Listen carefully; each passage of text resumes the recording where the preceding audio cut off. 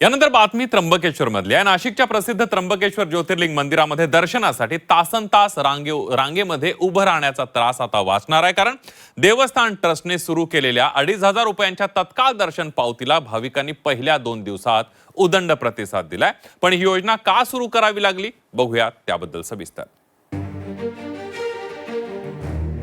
नाशिकच्या त्र्यंबकेश्वरच्या तत्काळ दर्शनासाठी आता अधिकृतरित्या 2,500ची देणगी पावती भरावी लागते। बेकायदेशीर VIP दर्शन रोखण्यासाठी मंदिर प्रशासनाने ही नवी पद्धत सुरू केली आहे। ज्या भाविकाला अतितातडीचं दर्शन घ्यायचं आहे त्यांना 2,500ची देणगी पावती फाडायची। त्या भाविकाला अवघ्या 3 मिनिटात दर्शन दिलं जातं। या अतितातडीच्या दर्शन सुविधेला भाविकांकडून मोठा प्रतिसाद मिळतोय। पहिल्याच दिवशी जवळपास 54 भाविकांनी याचा लाभ घेतला।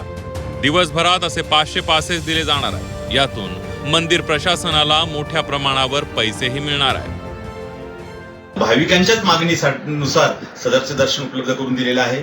सदर दर्शनासाठी तुम्ही देवस्थानच्या उजव्या बाजूला असलेल्या देवाच्या मूळ मुख्य दरवाजाच्या उजवीकडील केबिन मध्ये समक्ष हजर राहून आधार कार्ड उपलब्ध करून दिल्यानंतर या ठिकाणी हे दर्शनाचा पास उपलब्ध होईल। यासाठी त्या व्यक्तीला समक्ष हजर राहावं लागेल।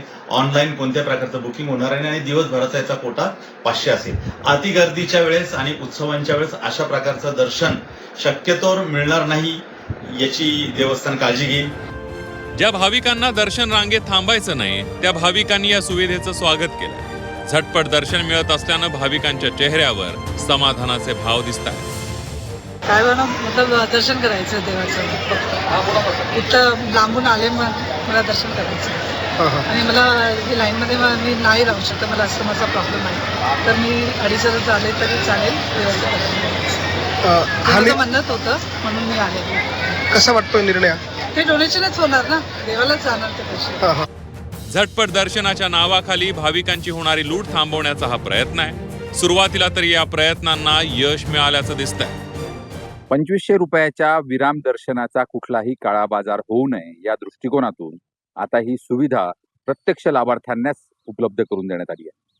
ऑनलाईन ही सुविधा पूर्णपणे बंद असणार आहे। इतकंच नाही तर विश्वस्तांनाही केवळ 20 जणांना दर्शन देण्याची अनुमती देण्यात आली आहे। त्यामुळे येत्या काळामध्ये कुठलाही वाद उत्पन्न होणार नाही याची काळजी संस्थान घेताना दिसत आहे। दलालांमार्फत दर्शन मिळत असलं तरी भाविकांच्या मनात गैरमार्गाने दर्शन घेतल्याची सल असायची। आता ही सल नसणार आहे। एवढंच नव्हे तर देवाला देणगी दिली याचं समाधानही भाविकांना असणार आहे। योगेश खरे, झी 24 तास, नाशिक।